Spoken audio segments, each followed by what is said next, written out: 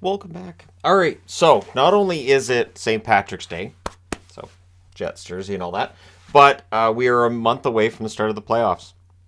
We are a month away from seeing these 16 teams. There's the potential that one of these teams gets bumped out between now and the end of the season. I would say the Jets and the Islanders are the two teams that maybe end up getting bumped out based on just the fact there's some teams playing well behind them and their plays had some spots where it's maybe not that fantastic. But this is arranged by standings, so it's funny whenever I do power rankings, there's people, oh, well, this team belongs here, and they'll always mention the standings. So this is the way the power rankings would be for many. And all right, there you go. There's your ta-da, all done, video finished. But I want to go through each team, and I'm going to go through this in order and just discuss where I think there might be some concern. So for Boston, 107 points for them. Points percentage is .799. The months of February and March, they've been 13-4. They're number 2 in the league in goals for per game. They're number 1 in goals against. So they're outscoring the opposition 3.72 to 2.16, and their penalty kill's number 1 at 85.7%. Their power play, almost non-existent for a while here. Ullmark leads the way with save percentage with a .935 save percentage. Pastrnak leads them in scoring through 67 games.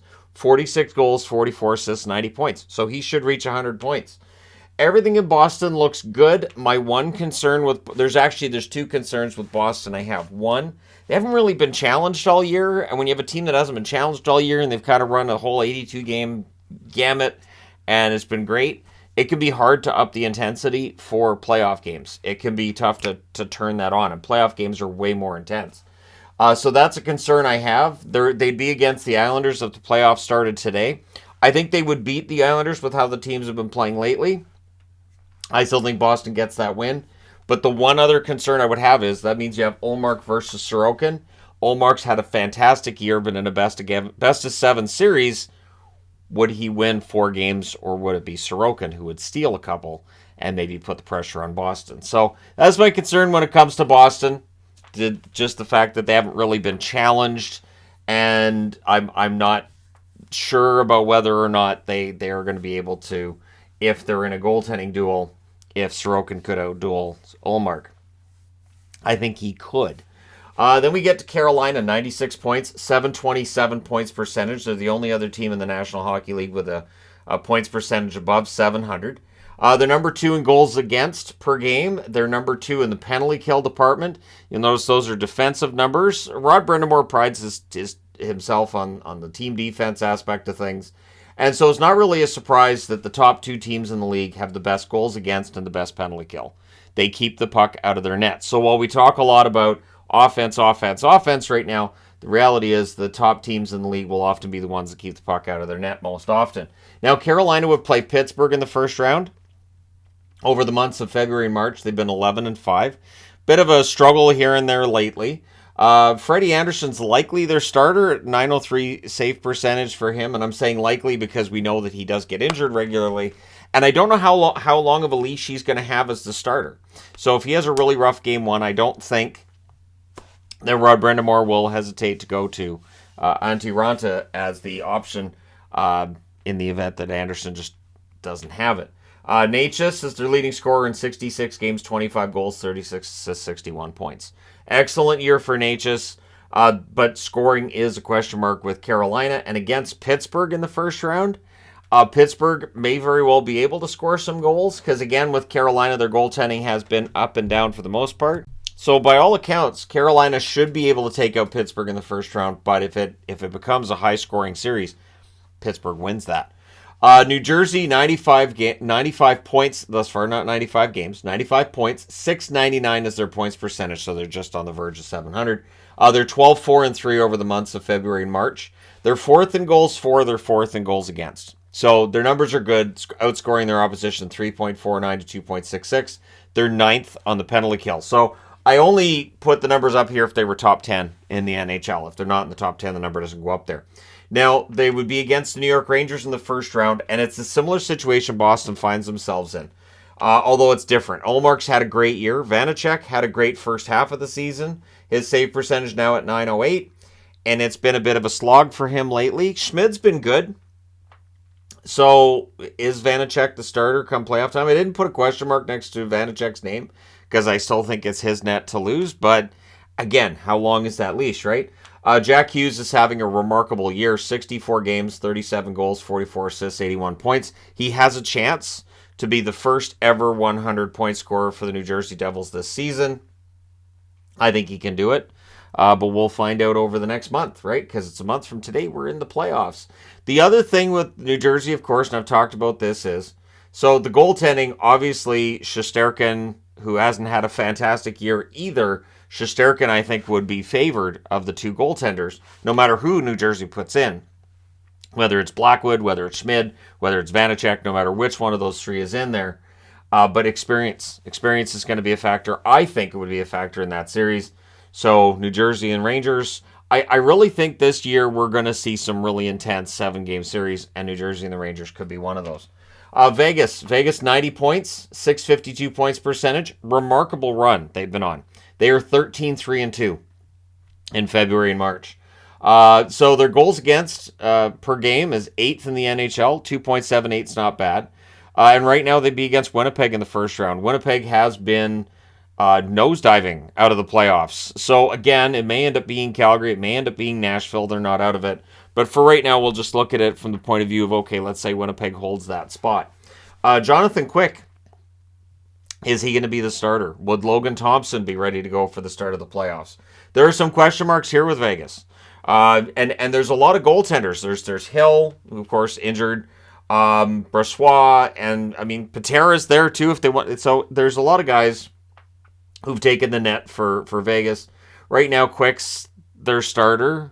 881 save percentage between LA and Vegas. Of course, last night's game didn't help his save percentage against Calgary. But can Quick find that magic, especially if he's looking at the other end of the ice and it's Connor Hellebuck looking back at him? So some question marks there. Chandler Stevenson's their leading scorer in 69 games, 13 goals, 40 assists, 53 points. It is scoring by committee with the Vegas Golden Knights. I think that's going to make it harder to eliminate them. But I do have a question about their goaltending. And I do wonder, and it's interesting because I don't know that there's a team right now that I look at and say, man, their goaltending's absolutely fantastic, and this could take them to a cup. I don't know. I don't know if I see that. There's some goalies who can get hot, but if you look at this year's stats, you look at the guys who are at the top, a lot of them haven't really proven themselves in a postseason yet, and the guys who've been struggling can be excellent goaltenders in the postseason, including Jonathan Quick. Last time he was in the playoffs, he was quite good. So Toronto, 89 points, 664 points percentage. So yes, Toronto fans, by points percentage, they're ahead of Vegas. But they're 9-6-1 in the months of February and March. So it's been a bit of a downturn for them. But the numbers are good. Their goals for, they're 8th in the league. Goals against, they're 5th in the league. So 3.39 to 2.67 is the spread in goals for and goals against for them. They're number 3 on the power play as well. So their power play has been excellent. Not Edmonton excellent, but who is? And 25.3% is really quite solid. Now, of course, we know they would play Tampa Bay. This has been the storyline all season. As soon as Boston got off to that great start, we knew we were getting Toronto and Tampa. Samsonov's been their best goalie, 916 save percentage. I've seen articles speculating about which goalie would start in the playoffs. I think it has to be Samsonov. I really do. I don't see, like, Matt Murray. Sure, he has the 2 Stanley Cup rings and proved that he can be excellent in the playoffs in years past. But this year, I think Samsonov's been the better goaltender. Yes, if they lose game 1 against Tampa, then you probably roll with Murray from there. But, yeah, Samsonov, I think, is going to get a chance. And Mitch Marner's their leading scorer, 67 games, 24 goals, 62 assists, 86 points. Might be the best passer in the NHL right now. I just say that. I'm sure there will be people that want to argue that. That's more of an argument for the offseason, though, in terms of who's the best and who's not and all that sort of stuff. But yeah, Toronto is a really good team. They have a good chance. And again, if it's Samsonov versus Vasilevsky, there will be those who say, well, Tampa Bay's proven themselves. And they'd be right, but eventually, usually a team will get that chance to prove themselves, as the 2018 Capitals eventually did. LA, 89 points for them, so the same amount of points as Toronto, 645 points percentage. They've played more games. But they're 12-2-2 in the months of February and March. They're getting hot at the right time. They're 10th in goals for per game. It might surprise people to know they have a pretty good offense. And they're number 6 on the power play, which had been a struggle for them while going through their rebuild over the last few years. Korpisalo, a .913 save percentage. Yeah, Korpisalo's playing really well, and that bodes well for the LA Kings. So while the way that Jonathan Quick was dispatched to Columbus and then ends up in Vegas, still not exactly the best way of going about things. Korpisalo has justified it to this point. So is Gavrikov. Fiala's their leading scorer in 66 games, 22 goals, 46 assists, 68 points. He may still end up losing that race to Kopitar. I think Kopitar wants that lead in scoring on the team. And they'd be against Edmonton again in the first round. And I think that could be a really fun first round. There are people who don't like seeing teams against each other, year after year after year. I understand that. I really do like rivalries. I do like the rematch aspect of things. And seeing, so how have things changed from last year? And just going back to when I was a kid and I watched hockey growing up, we frequently got the same teams against each other. And I never complained because I thought it was great. I thought it was a chance for redemption or a chance to stomp them again, go ahead, stomp them again, that kind of thing. So LA and Edmonton, I think, would be a very entertaining series. They would have different goaltenders in net for both teams. And so, yeah, Korpisalo has shown so far in LA, but we also know with Korpisalo from 2019 what he can do in the playoffs. So, should be quite the little run for LA from here. The Rangers, 88 points, 647 points percentage. They're 12-5-2 in the months of February and March. They're 8th in goals against per game. They're 9th on the power play, so their power play has been very good.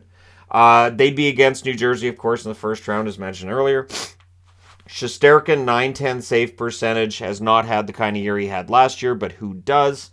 I would even say Olmark's year, as great as it's been, I don't think it's as impressive as Shesterkin was last year. And I say that as a Boston fan because Shesterkin was out of his mind last year. Panarin, 68 games, 20 goals, 55 assists, 75 points. So he's on pace for about 90 points, which for some that won't be enough, and for others that'll be fine. I think it's fine. I think in the grand scheme of things, the Rangers are a team with some good depth, and I think they'll be just fine. But against New Jersey in the first round, I look forward to that. I would likely be favoring the Rangers in that series, though. Then Tampa Bay, 88 points for them, 638 points percentage. They're 9-7-5 over the months of February and March. So the back-to-back games in New Jersey seem to have spurred them on. But in goals for per game, they're 7th in the NHL. They're number 2 on the power play as well. That's had its ups and downs this season, but all of them do. Vasilevsky's .914 save percentage might surprise people in that it's below Samsonov's .916, and yet, come playoff time in a best-of-7 series, we would all expect Vasilevsky to be fantastic, and I'd be very surprised if he's not. Kucherov's had a remarkable year. 27 goals, 70 assists, 97 points for him. And so Kucherov kind of a shoe-in for 100-plus points. And it gets overlooked because Tampa Bay is just expected to be here. So Kucherov producing at about 115-point pace. He's done more than that before, right? So it's kind of easy to take for granted with Kucherov what he's able to do. But those 70 assists are impressive. And so you'd have Kucherov on one side of the ice, Marner on the other, trying to outpass one another. That could be kind of fun. And then we get into the second column, which is led by Dallas. Dallas, 87 points, a 630 points percentage. They're 9-6-3 over the months of February and March. Of course, they had a good run. Now they've lost back-to-back games. First Vancouver, and then against Edmonton.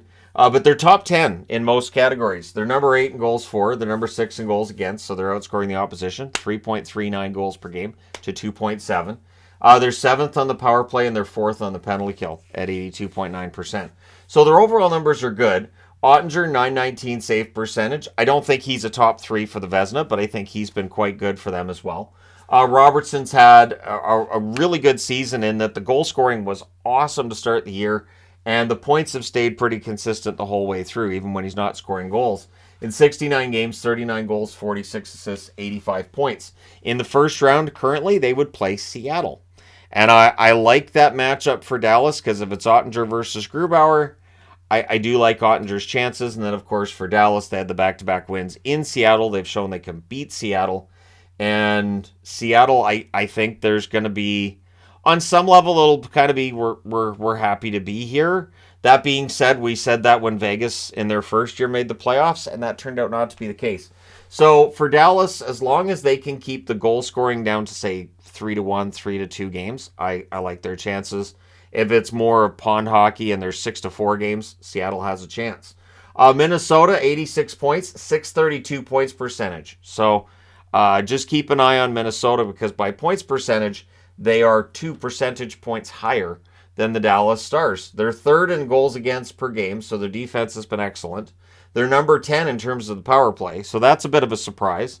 A little more consistency this year. Last year it was hot and cold with their power play. They're 12-4-4 over the months of February and March, so they're playing really well. They're steamrolling right now, mostly.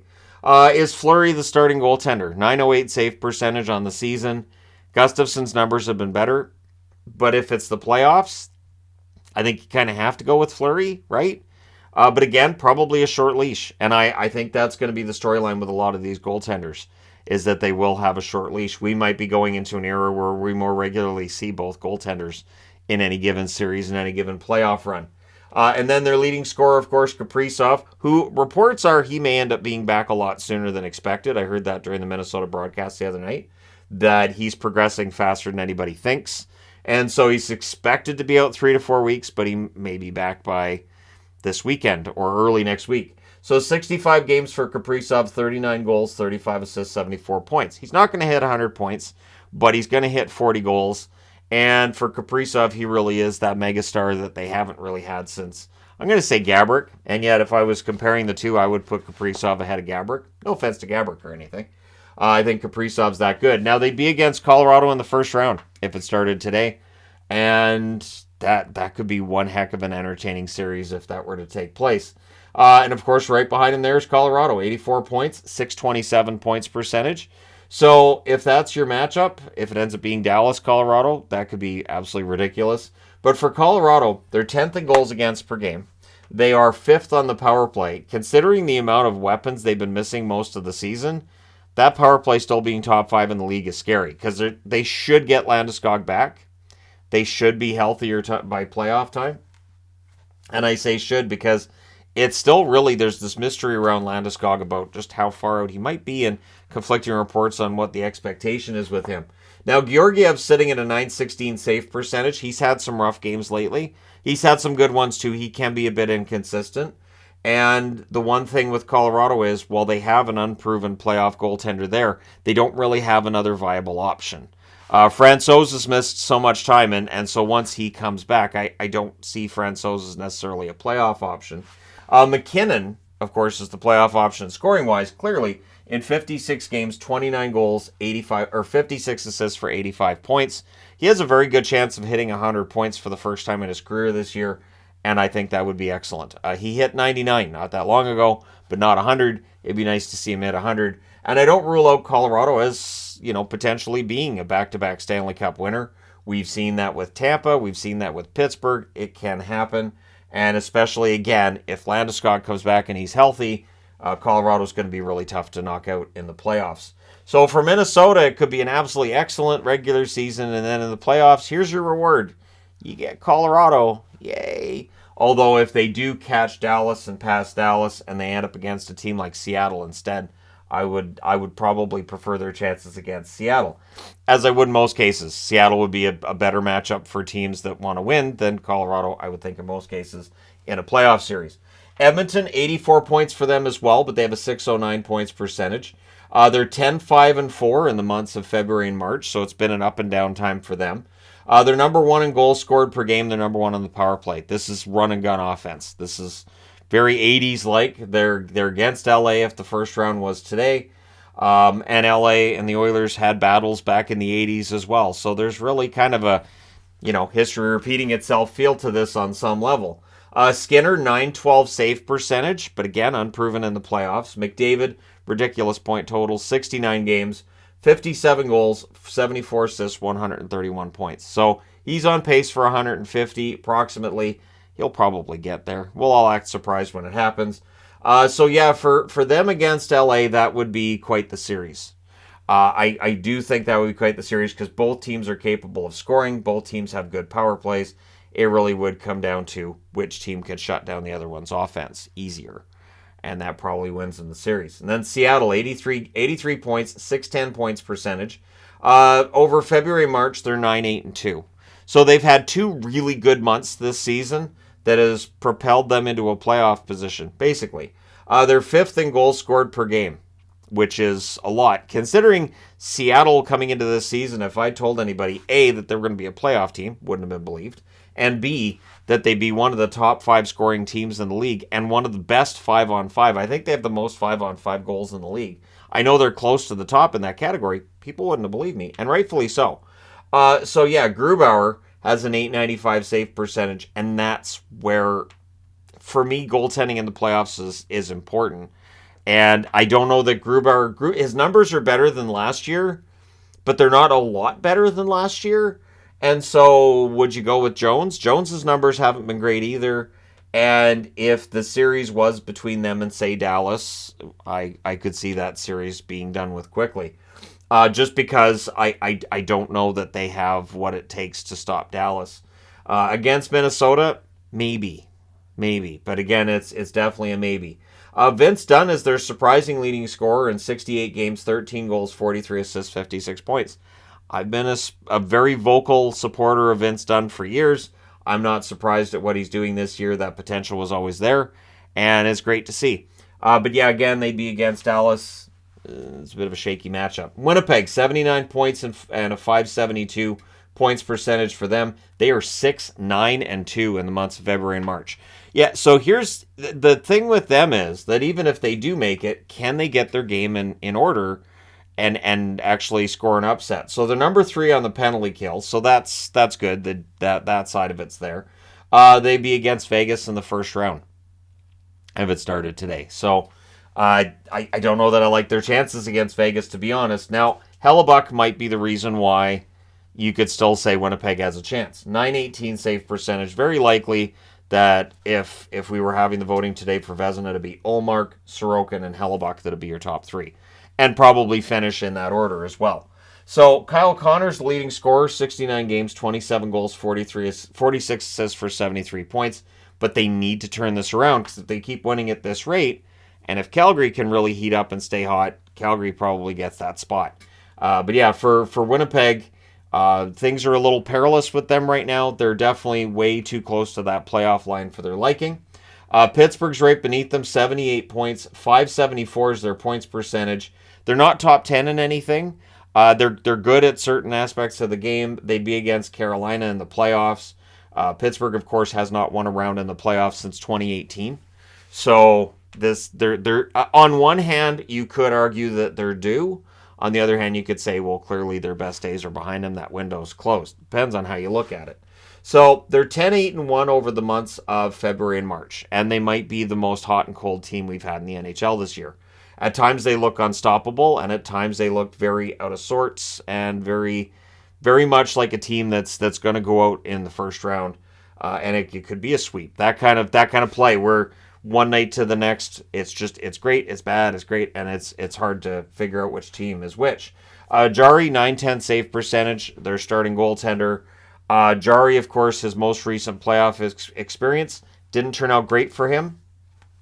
He ended up getting hurt against the Rangers. And then prior to that, he was hurt. Or he wasn't hurt. That series against the Islanders, that was a meltdown. And so for Pittsburgh, I do have questions about their goaltending, and being against Carolina, I have questions with both teams' goaltending, because that seems to be a theme this year. Which teams right now can you look at and say they have a fantastic starting goaltender that can take them to the Stanley Cup? And it's had a really strong season. I don't know, there's a ton of them, which I think leads to more intrigue. And again, as I said before, I think we'll see more teams using both goaltenders in the playoffs. And it's possible with Pittsburgh we see DeSmith at some point. I know there's a shudder for some Pittsburgh fans at that idea, but it's possible. Crosby leads the team in scoring. I shall pause for everybody to awe and ooh at the idea that he's leading, as if that's a surprise. 68 games for him, 29 goals, 54 assists, 83 points. One of the best players in the history of the National Hockey League. Can he get them past the Canes in the first round if that's their matchup? I don't like their odds necessarily against Carolina, but the one reason I give them a chance is I still have that concern with Carolina when it comes to goal scoring. It's there. I can't shake it. The Islanders, they also have 78 points, a points percentage of .557, which is not far above Florida. Florida's right there. But they're 7th in goals against per game. They're 10th on the penalty kill. They, of course, would play Boston in the first round. They are 10-5-3 over the months of February and March. Sorokin's .923 save percentage is ridiculous. And I really think that the New York Islanders are capable of an upset in the first round. I don't know if I would take them much further than that, because if they ended up against, obviously, be either Toronto or Tampa in the second round, because they'd be going over to the Atlantic for the start of this. And I don't know if I'd like their chance against either of those teams, but, we'll see. Brock Nelson's their leading scorer, 70 games, 30 goals, 35 assists, 65 points. I would say Brock Nelson qualifies as one of those underrated players. But there you go. 16 teams. I did this in roughly 25, almost 26 minutes. Let me know your thoughts in the comment section below, as always. I will say, I will close with this. I did do my prediction before the season of Colorado and the Rangers being the Stanley Cup finalists and Colorado winning it. I don't think that's going to be my prediction a month from now when the playoffs get started. But let me know your thoughts. Don't forget to hit like and subscribe if you're browsing your way through. You just happened upon this video. Thank you guys so much for watching, for all your support. I will talk to you again soon.